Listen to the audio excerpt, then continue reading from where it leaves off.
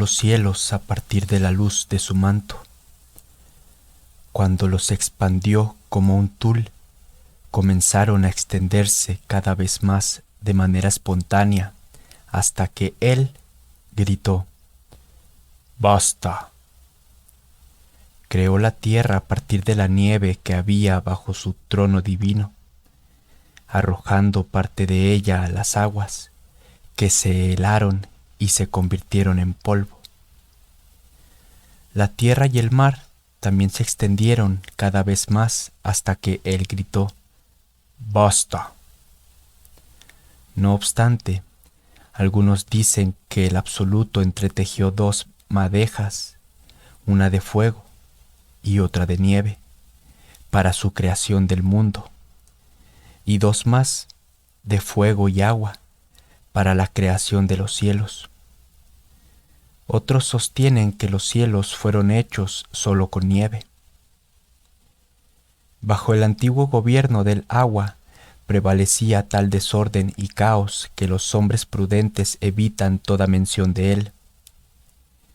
Comparar al Absoluto con un rey que ha construido su palacio sobre una gran letrina, dicen, sería acertado pero irreverente. En consecuencia, el Creador desterró a Tohu y Bohu de la tierra, aunque los mantuvo como dos de los 5 estratos que separan las 7 tierras. A Tohu se le puede distinguir fácilmente como la delgada línea verde del horizonte desde la cual, cada tarde, la oscuridad se extiende por el mundo. Bohu es también el nombre dado a ciertas piedras resplandecientes sumidas en el abismo, desde el que acecha al Leviatán. El Absoluto encontró a las aguas de arriba masculinas y a las aguas de abajo femeninas, fundidas en un abrazo apasionado. «Que una de vosotras se levante», ordenó, «y la otra descienda». Pero las dos se levantaron juntas, por lo que el Absoluto preguntó: «¿Por qué os levantáis las dos?». Y ellas respondieron al unísono: «Somos inseparables. Deja que nos amemos». Entonces el Absoluto extendió su dedo meñique y las separó con violencia. A las de arriba las elevó y a las de abajo las hundió. Para castigar su obstinación, el Absoluto las habría chamuscado con fuego si no hubieran suplicado clemencia. Las perdonó con 2 condiciones: que durante el éxodo permitieran a los hijos de Israel atravesarlas a pie enjuto y que impidiesen que Jonás huyera en barco a Tarsis. Entonces las aguas divididas expresaron su angustia por la pérdida sufrida, precipitándose ciegamente las unas contra las otras e inundando las cimas de las montañas. Pero cuando el chapaleteo de las aguas de abajo llegó al pie del trono del Creador, el Absoluto, él gritó indignado y las aplastó bajo sus pies. Otros afirman que las aguas de abajo, transidas de dolor por no estar ya tan cerca del Absoluto, bramaron: «No se nos ha considerado dignas de la presencia de nuestro Hacedor», e intentaron alcanzar su trono suplicantes. El tercer día, cuando el Absoluto se dispuso a reunir las aguas saladas en un lugar, dejando así que la tierra seca emergiera, protestaron: «Cubrimos el mundo entero y aún así carecemos de espacio suficiente. ¿Quieres confinarnos todavía más?». Tras lo cual el Absoluto mató a puntapiés a su caudillo Océano. Pasadas estas dificultades, el Absoluto asignó un lugar distinto a cada extensión de agua.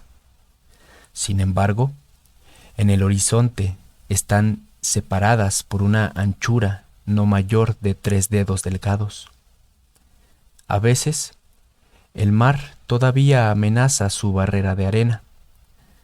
En cierta ocasión, un marinero avesado dijo a Rabá de Babilonia: «La distancia entre una ola y su compañera puede ser de 300 leguas.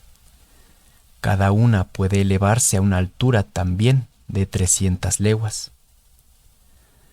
No hace mucho tiempo, una ola levantó nuestro barco hasta tan cerca de una pequeña estrella que ésta adquirió el tamaño de un campo en el que se podrían cultivar 40 medidas de semilla de mostaza.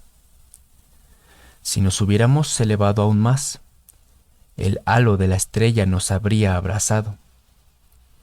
Y oímos que una ola decía a su compañera: «Hermana, ¿queda en el mundo algo que no hayas arrasado? Si es así, déjame que lo destruya». Pero la ola replicó: «Respeta el poder de nuestro Señor, hermana. No nos está permitido atravesar la barrera de arena, ni en la anchura de un hilo». El Creador también prohibió a Tehom, las aguas dulces subterráneas, que se elevara si no era poco a poco, y le impuso obediencia, colocándole encima un casquete de barro, en el que había grabado su nombre inefable. Ese casquete solo se retiró una vez, cuando la humanidad pecó en tiempos de Noé. Acto seguido, Tehón se unió a las aguas de arriba, y juntas inundaron la tierra. Desde entonces, Tehón siempre se ha mantenido agazapada sumisamente en su profunda morada, como una bestia enorme, enviando manantiales a quienes los merecen y nutriendo las raíces de los árboles. Aunque de ese modo influye en el destino del hombre, nadie puede visitar su recóndito escondrijo. Tehón entrega a la tierra 3 veces más agua que la lluvia. En la fiesta de los tabernáculos, los sacerdotes del templo derraman libaciones de agua y vino en el altar del Absoluto. Entonces Ridya, un ángel en forma de novilla de 3 años y con labios hendidos, ordena a Tehón: «Deja que broten tus manantiales. Y a las aguas de arriba, dejad que caiga la lluvia». Algunos dicen que una gema con el nombre del Mesías, que flotó con el viento hasta que fue construido el altar del sacrificio en el monte de Sión, y se detuvo finalmente allí, fue la primera cosa sólida que el Absoluto creó. Otros afirman que fue la piedra angular que sustentaba su altar, y que, cuando el Absoluto contuvo las aguas de Tehón, grabó su nombre de 42 letras en la superficie de esa roca, y no en un casquete de barro. Y aún otros sostienen que arrojó la roca a las profundas aguas y formó tierra a su alrededor, lo mismo que un niño se forma desde el ombligo hacia afuera antes de nacer. Ella sigue siendo el ombligo del mundo hasta ahora. Después, cuando Adán se preguntó cómo había sido creada la luz, el Creador le dio 2 piedras, la de la oscuridad y la del valle tenebroso, y él golpeó una contra otra. De ellas salió fuego. Así se creó, dijo el Absoluto. En la mitología ugarítica, como en la hebrea, el agua siempre adopta una forma dual. Así hay 2 diluvios, 2 océanos y 2 abismos. También se alude al deseo de las aguas masculinas por las femeninas, cuando Cotar Huacasis construyó la casa de Baal, Dios de la lluvia, se le prohibió abrir ninguna ventana por la que el enamoradizo Yamú, el mar, pudiera ver a las dos esposas del dios Padrilla, la centelleante hija de Ar, Luz, y Talilla, alfojarada, hija de Rab. Las paredes de la morada eran nubes, como en el pabellón celestial del Creador. Creaciones anteriores. En el comienzo, el Absoluto creó numerosos mundos y destruyó uno tras otro porque no le satisfacían. Todos estaban habitados por el hombre, del que eliminó 1000 generaciones, sin dejar recuerdo alguno de ellas.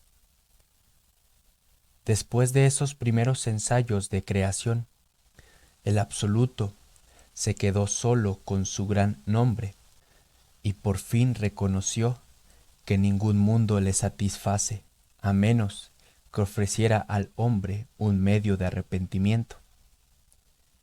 Por ello, antes de empezar de nuevo, creó 7 cosas: la ley, la Jejena, el jardín del Edén, el trono divino, el pabellón celestial, el nombre del Mesías y el arrepentimiento. Cuando pasaron 2 días divinos, es decir, 2000 años terrestres, Dios preguntó a la ley, que se había convertido en su consejera: ¿y si crease otro mundo más? Señor del universo, dijo ella a su vez, si un rey no tiene ejército ni campamento, ¿sobre qué gobierna? Y si no hay nadie que le alabe, ¿qué honores recibe? El Absoluto escuchó y dio su aprobación. Sin embargo, algunos dicen que la ley suplicó al Creador que no crease la humanidad con estas palabras: no me dejes a merced de pecadores que beben el mal como si fuera agua.